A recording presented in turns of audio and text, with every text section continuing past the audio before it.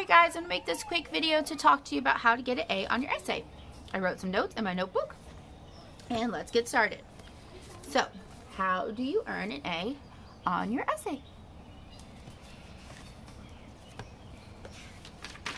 Well, the first thing you have to do is make sure your introduction ends with a strong thesis. And your thesis statement needs to do two things. First, it needs to state how your character changes. And second, it needs to state a theme. Now, everyone should have that because that was an assignment 2 weeks ago and I went and gave you feedback. So, if you never check your feedback, please check your feedback. If you don't know how to get a theme, please reach out to me. I created a document with themes on it that I can help you find. Alright, so your essay needs to have a thesis statement that states your character's changes, that states a theme, plus, okay, then what you have to do is throughout your essay, you need to make sure that you actually talk about your thesis statement. And I don't mean I want you saying, in my thesis I said. No. What I want you doing is I want you to talk about how your character changes and this theme and lesson that you mentioned, okay? So if your essay is about Kambili changing from shy to brave, then each of your paragraphs need to say something about that, okay? About how she was shy, how she's becoming less shy, how she's becoming more brave. Or if your theme was that you need independence to grow up, then you need to talk about that. So every paragraph would need to be talking about Kambili being shy, Kambili being brave, Kambili needing independence to grow up, getting independence, okay? So the point of your thesis statement is that every single one of your paragraphs should be related to that point you made, okay? So, an A paper, someone who's going to get an A, they are going to make the connection between their character's changes and the theme super clear. So they're going to really explain how Kambili changing from shy to brave is related to the theme that you need independence to grow up. Remember, that's just an example. You don't have to use those. This is just my example. So they're going to make it super clear, okay? And they're going to do that by every piece of evidence they have, they're going to connect it back to one of those points. And some of you guys might say, well, it seems like I'm saying the same thing over and over again. Well, yeah, you're trying to prove your point. So to prove your point, you're using different pieces of evidence to show that your point, aka your thesis, is correct. Now, what is the difference between an A and a B paper? Well, a B paper still should have a thesis with a theme and their character's changes. But the reason it might be a B is they don't make the connection super clear. They might talk about Kambili changing, and then the theme might come back in the conclusion, but they never really like put the two together very well.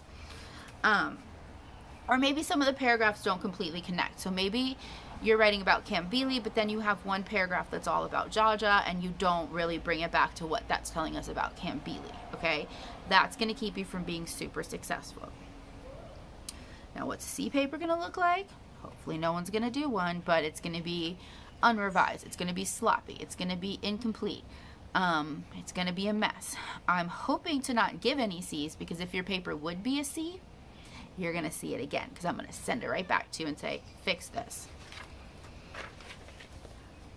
Now, another problem you might have is that you might find yourself drifting away from your thesis as you write. This is your thesis. And this is you.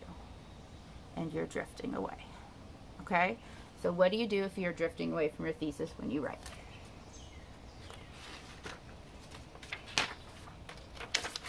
Well, you might realize that you're drifting away from your thesis because that wasn't really what you wanted to talk about. That's just what you turned in. So you can change your thesis statement. So let's say your thesis was Kambili changes from shy to brave, but then you find yourself, maybe she was never shy, she was traumatized, and maybe she's not brave, she's just speaking up. And that's what you're talking about? Go back and change your thesis. You can change your thesis. Maybe you had a lesson about growing up, but it turns out you're talking more about stereotypes. Go back and change your thesis. You can change your thesis, okay? It's better to change your thesis than to have a paper that has no connection to it. The other thing you can do is if you get down to the end of your essay and you're like, oh, I really didn't talk about my theme at all.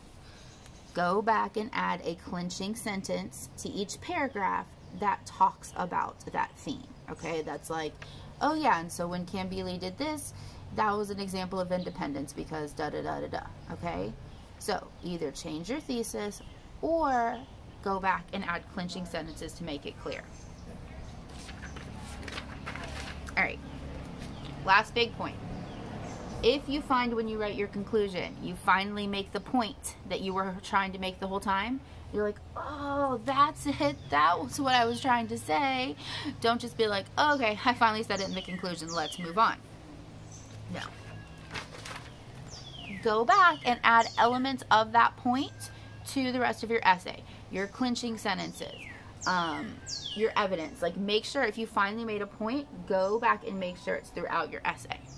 So to reiterate, an A essay is going to have a strong connection between the character's changes and the theme.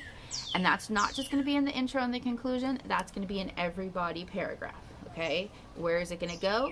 Topic sentence, you could mention it. Analysis, analyze your evidence to show how it fits the thesis. Or clincher, make a clinching point, okay? If you get stuck on how to do any of that, you reach out to me. And then, I know I already said finally, so this is a PS. PS.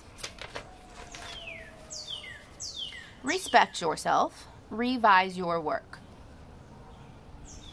Respect yourself. You don't want to turn in something with your name on it that's covered in red squiggly lines. That's disrespectful to you. Respect yourself.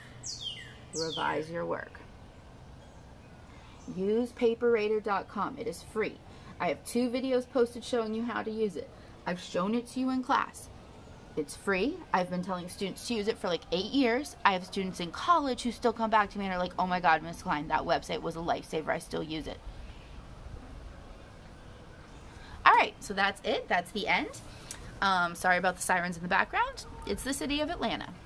Have a great day. I'm excited to read your essays. If you need help, reach out to me. Thanks for coming to my story time.